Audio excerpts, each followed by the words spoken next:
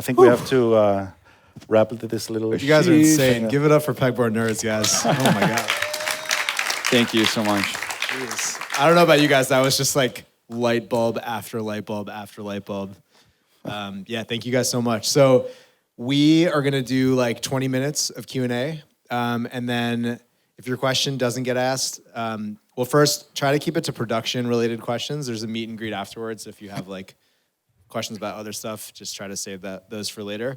Yeah, we'll do 20 minutes of Q&A, and then actually, hey Tori, clean. Let's do the speaker thing right now. So everybody who signed up, their email address, which I think was pretty much everyone, that entered you guys into a sweepstakes to win one of our monitor speakers, which is is this the winner? Okay, which is the JBL 104s. So they're just these like really dope compact monitor speakers. So I'm just gonna read the winner now. And if you didn't win, they're like $150, so you can just go buy one. Just buy one. So James Rice. Oh, nice. Oh, boy. The OG. There you go. Congrats. You spoke that into existence before before we started. Okay, cool. So yeah, we'll do 20 minutes of Q&A, guys, and then we got pizza after that. So. Hey, well, pizza on us. No one likes pizza, huh?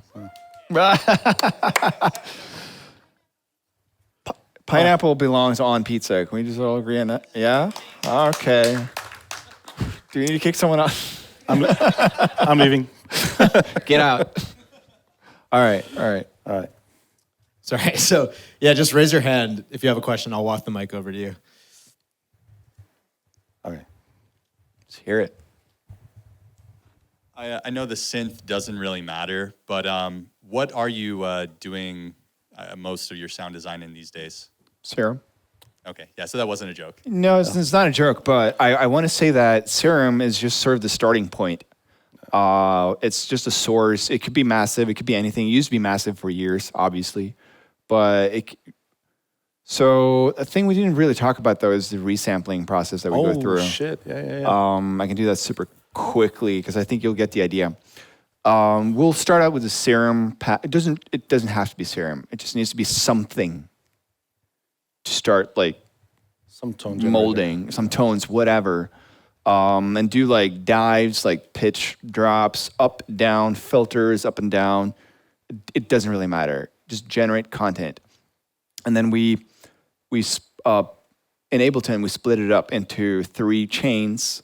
One high pass, one band pass, and one low pass.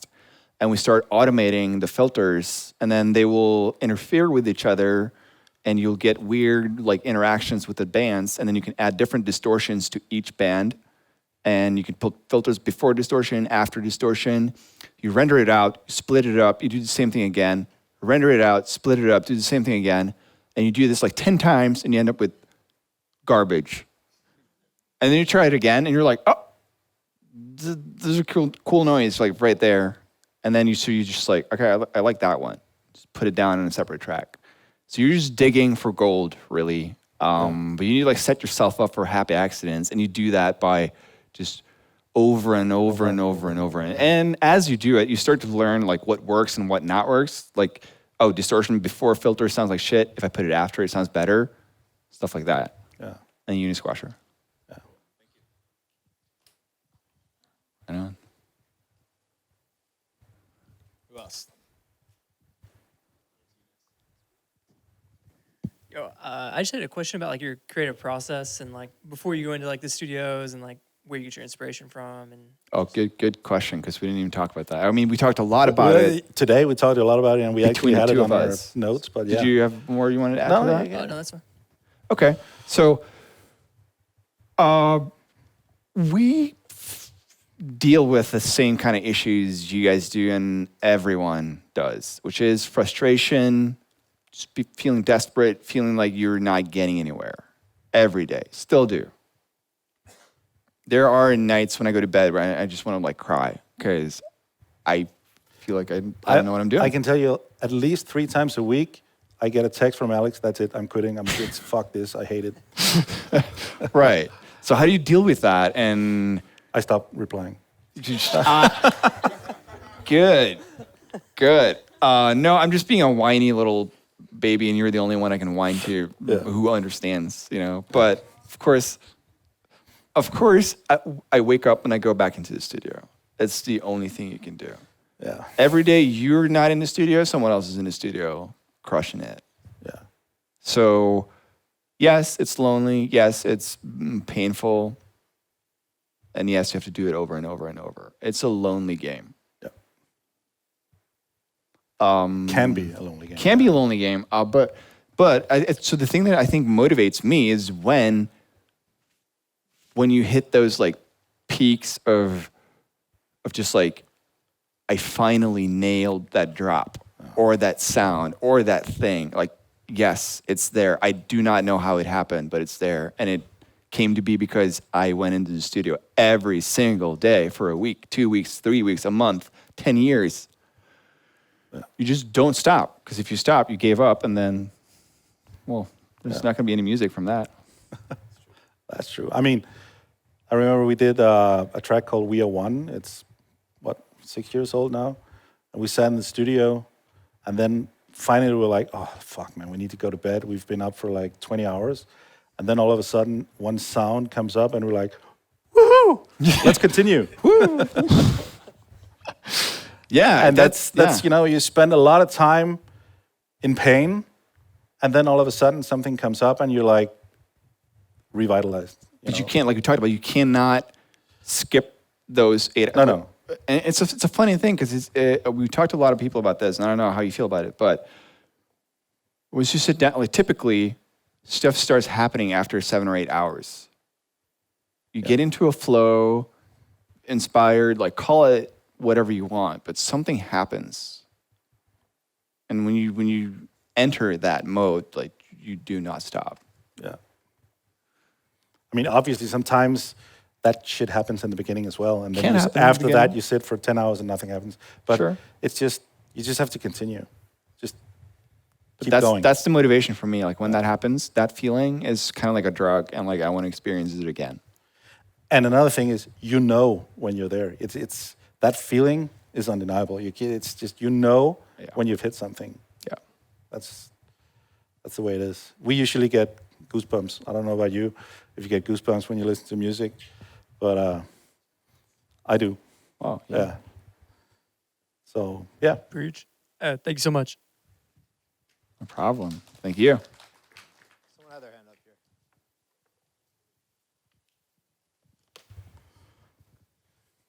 here. So I noticed in one of your other tracks, you guys had your returns set up as actual tracks as opposed to like at the bottom using sends. Is there a process that you guys go through to do that, or a reason behind that, as opposed to just using the sends within the channel strip? So that's something that sort of stems from the way we used to work in Pro Tools, where we will create an audio track that acts as an aux, or a bus, and then we. It's a good thing you noticed that, by the way. We'll just output tracks down to this group track, because I'm not in the thing that I don't like using groups in Ableton, because when we go into older sessions to import tracks and reuse stuff, the groups don't show up. You don't see the groups. You only see the tracks, which is super annoying. So it's just sort of like a relic from Pro Tools mentality. Yeah. Really. Thank you. Yeah. It's okay to clap. So I had a question on the track that you showed us. You had a couple like other tracks in, like I think it was like a Zomboy remix or something. So how do you guys go about doing referencing and actually getting your track to be compared with other tracks when obviously there's like a mix and master done project and yours is in the work still, or like when you're just like at the end of the mix down stage? So, do you want to? No, I mean, that would be probably a pre-master. So you actually route all your tracks to a pre-master, and then you, underneath that, or above it, whatever, you'll have both the pre-master thing go to the real master, and your reference tracks go to the real master. So you'll... So we put our master chain, or whatever you want to call it, on, like we talked about, the sort of audio track that acts as a group. So everything in the session will end up in a single audio track within Ableton before being passed on to the master. And the benefit of that is you can have your mastering chain on the pre-master, or whatever you want to call it, and then you can still have your reference track go to the master, and you can quickly just like solo it A/B. and not have to turn your master chain off to not have your reference track go through your own master and stuff like that. And if you want to reference before your track is sort of like clipped to shit, we just lower the reference track down to like a similar level. Typically, if we're targeting K14, you can do like -12 or something for the reference track. Just like sort of eyeballing it. Awesome. Thank you. Problem. Who else? So you talked about, when you're doing the melodies, how you kind of cut off the reverb of each individual note before it bleeds in the next to kind of control the mix.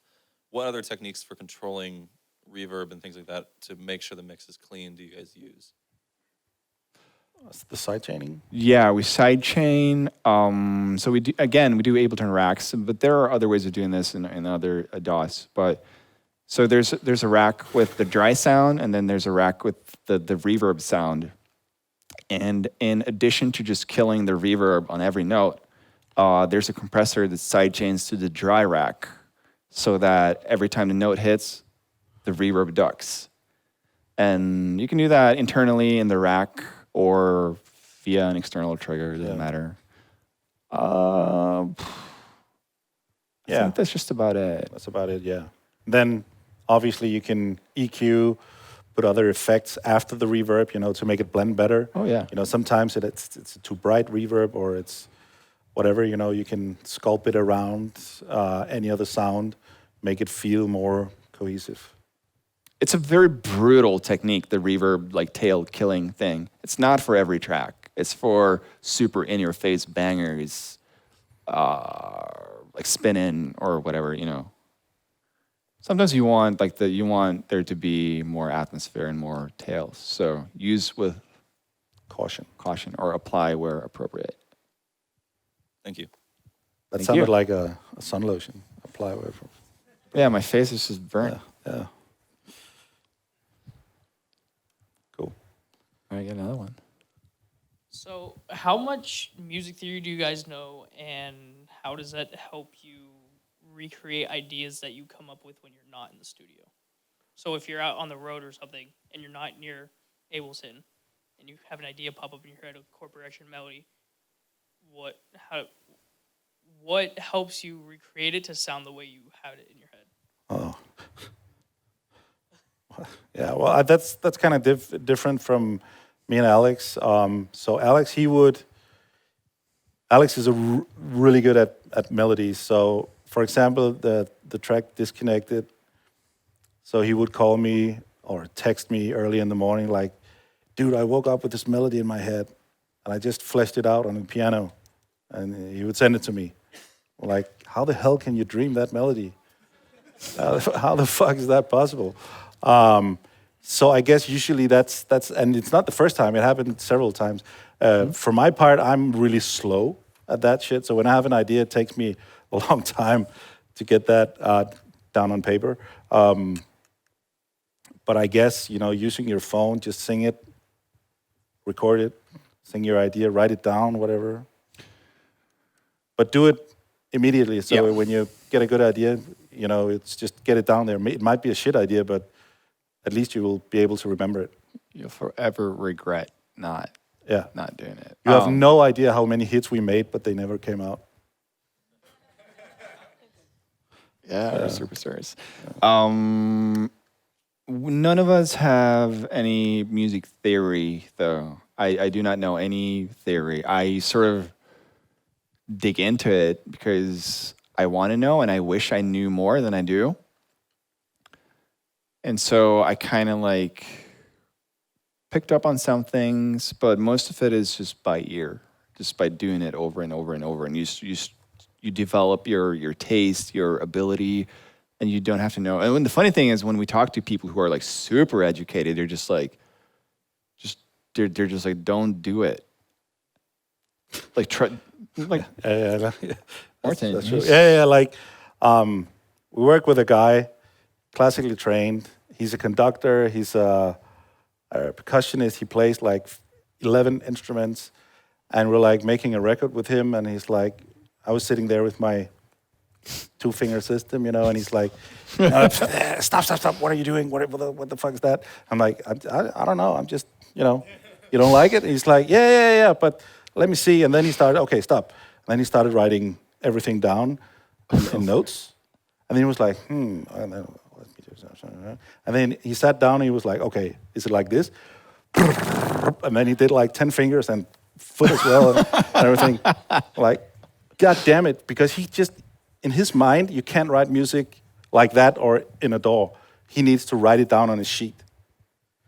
And that's how people are different, I guess. But what I really liked about him is that he said that he liked that anyone can make music. You don't have to be classically trained or anything, you know, to make music. It's all about ideas. And he's always been, you know, following the rules and stuff. And he's like, I really like how you guys think, because you don't think about rules. You just do whatever. If it sounds good, it sounds good. And that's the main thing. And that also goes for using samples, like splice, everything else, you know. Yeah. It doesn't matter. It doesn't matter how you get there. If it sounds good in the end, it sounds good. So me going to dance or not, Yeah. like, really, it doesn't matter. Or if someone like calls you out and, you used that loop from that pack. Who cares? Oh my God, it's Vengeance Essential House Music. Yes, the intro. Part 3, blah, blah, blah. So? If you need to realize that none of the people at the club knows that sample packs exist. They just don't. They don't. That's why, like, for our Corolla live remix, yes, the opening like guitar thing is just a straight up loop from a Vengeance pack. It just sounded good. I was like, drop it in. It sounds great. All right, let's use it. I don't care, like, because but that's also because I know that we can get super nerdy if you want to. Yeah, you can. Yeah. But don't be afraid to be called out or whatever, because it doesn't matter. It does not matter. You know, you probably heard the story about the sheep farmer, like the guy who was a musician and. Oh, the goat skin. Oh, yeah. You know, it's such a crazy story, you know. He's running a goat farm and doesn't know how to make music anymore. Yeah. So he starts to make music and he wants to know, oh shit, I'm using samples, but I'd rather do it myself. So I start learning to play the drums. And, that was cheating. Oh shit, that was cheating. Sample is cheating, playing the drums, this is also cheating. So I need to make my own drums. I can't just buy the ones from the store. Oh shit, that's cheating. I need to make my own drum skins. So now I need to do my own drum skins. That was also cheating. So I grew a goat. So I had to goat farming, and now I'm stuck. I'm not making music. I'm a goat farmer, you know. so that's kind of that's kind of mentality, you know. Don't be afraid to do that shit, because it doesn't matter. Right. It's like, do you want to build your guitar or do you want to play your guitar? Yeah. Yeah. Basically. Oh, that was a really long answer. I'm sorry. Yeah. You're good. Thank you.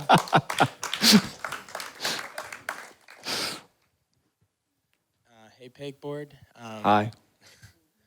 Huge fan. But one question I was wondering is, how do you find the milliseconds in the clips you were using for that phase? Oh, it's in the bottom. Yeah, you make a selection, and then it'll be down. Oh wait, so yeah, it's kind of funny with the mouse. You keep your mouse cursor up there, and do you see it in the bottom? It's like there.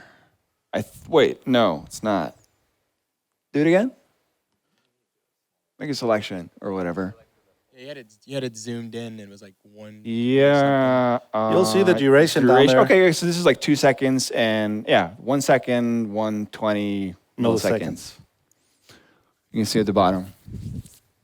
Perfect, thanks. Yeah, no problem. I know what I'm talking about. Yeah. Oh, we got another one.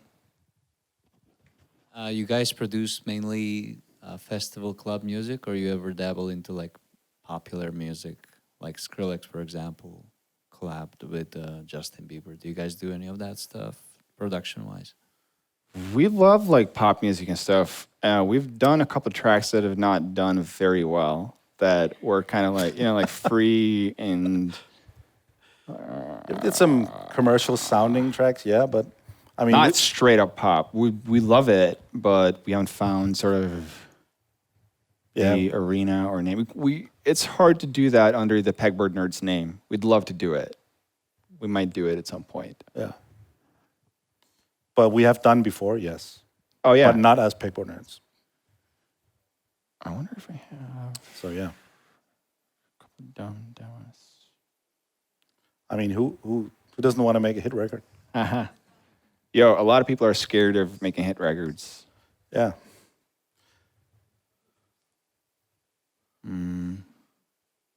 Let's build that out.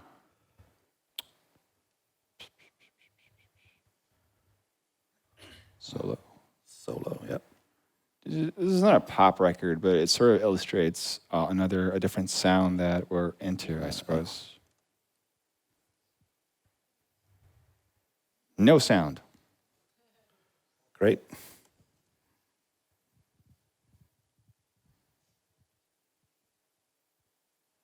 What? Sheesh, what did you do? What? It's not playing?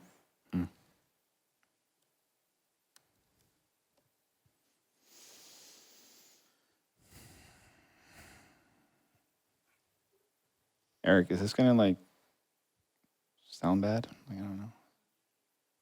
Okay.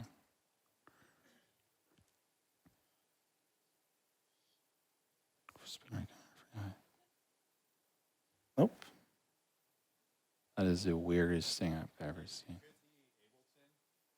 Yeah?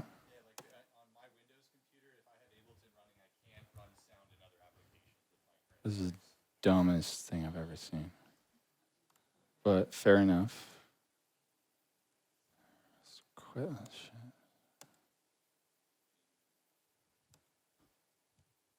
Or you could have dropped it in Ableton. Oh, yeah, that's a good question. Right, okay, we'll make it work. Any other questions while we wait for this? We'll have time for like one more, so if anybody has one. Hey guys. Hey. Hey. I just kind of saw something on the other folder where you wanted to talk about like a knife party collab. What were you gonna say about that? What we can say about the Knife Party collab? just I mean, curious. we had one out which came out last August on Monster Cat, but there might be another one. I don't know. I'm just destroying everything right now. And Wow. we could probably play it for you, but then we'd have to kill you, you know?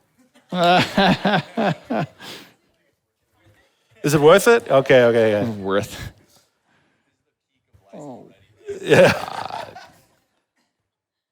Oh, Arfred Strøm. I think my computer might have died, actually. Nej, den havde 35%. Apple. Crapple. Yeah, I think my computer just died. I don't know how much time we got. But Yeah, so You know what? Maybe we should just get some power on that one, and then while talking pizzas, we can play some records and whatnot. yeah, how about for sure. that? All right, guys, give it up for the guys one more time. That was awesome.